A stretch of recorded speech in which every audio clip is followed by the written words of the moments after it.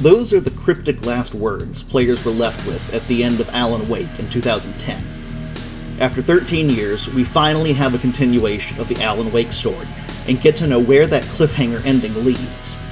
Sure, we got Alan Wake's American Nightmare as DLC for the original game, and Control takes place in the same universe and ties in, especially with its DLC. But a true follow-up to Alan Wake? Not until 2023's Alan Wake 2. Taking an even darker and more horror-focused tone than the original game, which felt more like a horror-themed action game, Alan Wake 2 is a cinematic mystery thriller that will have players on the edge of their seats from start to finish. The most striking thing about Alan Wake 2 is that it doesn't just follow Alan Wake. This game is a split narrative with two co-equal protagonists. You actually start the investigation as Saga Anderson, an FBI agent who, along with her partner, Alec Casey, yes, just like the main character of Alan Wake's crime thriller series, is in Bright Falls investigating the disappearance of another FBI agent, Agent Nightingale, who himself was investigating the 2010 disappearance of famed novelist Alan Wake. Right from the get-go, the game throws supernatural horror at you, as you investigate what appears to be a ritualistic cult murder in a claustrophobic and flooded woods along the shore of Cauldron Lake, the same lake where Alan Wake went missing 13 years prior. The game consists of 18 chapters, excluding the Lake House DLC expansion and the 3 Night Springs DLC chapters. And you play 9 of those as Saga Anderson and 9 as Alan Wake. Saga is in the quote-unquote real world, investigating the increasingly strange events unfolding in Bright Falls, while Alan Wake, trapped in the dark place for the past 13 years following the events of the first game, tries desperately to outwit his evil doppelganger, Mr. Scratch, and escape the dark place. After a few chapters, you gain the ability to switch freely between the two protagonists up until the game's last couple of chapters.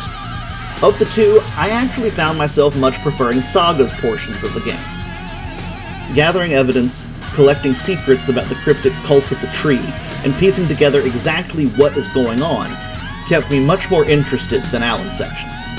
That's not to say Alan's chapters were boring. They were fascinating in their own right, and his chapter, Initiation 4, We Sing, is hands down the best chapter in the entire game. As a whole, though, I found Saga's Return chapters to be more my speed than Alan's Initiation chapters. Visually, the game is stunning. I built a new PC right at the beginning of 2024, and I was asking my friends what the most graphically demanding PC game available then was, so I could really put my 4090 card, at the time one of the best GPUs on the market, through its paces. My buddy Aaron said Alan Wake 2 was the game I wanted to play. Then the dude goes out and not only buys the game for me on the Epic Games storefront, but buys the digital deluxe edition which, once they released, contained the 2 DLC expansions. What an absolute unit, right? So I started the game, and I played a few hours and was getting into it, but then I got distracted by real life. It was around that time that my mom's vision deteriorated to the point where she wasn't safe to drive, and I had to start making plans to sell my house, move back home, and hunt for a new house close enough to take care of her. Anyway, fast forward a year and a half, I'm finally settled in my new house, and I get back to Alan Wake 2. And I'm actually glad I ended up waiting before diving in earnest, because it gave the Lake House and Night Springs DLCs a chance to release. So I was able to play the whole game, including DLC, in one fell swoop. And let me tell you, that Lake House DLC alone made the entire game worth playing. It's definitely the most challenging part of the whole experience, in my opinion, but it was also the part I found to be the scariest and most fun. Being the game that most pushed my GPU to its limits in early 2024, Alan Wake 2 is obviously a gorgeous game visually, but Sam Lake, the game's director, really proved his immense skill and talent with this one. Not only are the regular graphics fantastic, but the game brilliantly and seamlessly blends regular gameplay with live-action FMV cutscenes. These aren't the jarring transitions like the 1990s FMV cutscenes could be, and if you played Quantum Break on Xbox One, they're way more natural feeling even than that. The first time it shifted to a live-action cutscene, it honestly took me a good 10 seconds to realize that it was live action. That's a testament both to how good the game looks at max settings on a 2160p display, but also to how seamless the transition between gameplay and live-action scene is. And that's not even getting to that one chapter, and how amazingly mind-blowing and unique it is. One of my favorite aspects of the game is that the in-game band, the Old Gods of Asgard, are brought to life in a way that surpasses their mentions in the first game. The real-life rock band, Poets of the Fall, assumed the pseudonym of the Old Gods of Asgard for the game's soundtrack. And I don't just mean that they recorded music for the soundtrack. There are actual music videos and even a dedicated YouTube page for them, as if they were a real band separate from the Alan Wake games. It's a touch that makes that aspect of the game feel alive in a way that most games never manage. Granted, that's not just an Alan Wake 2 thing.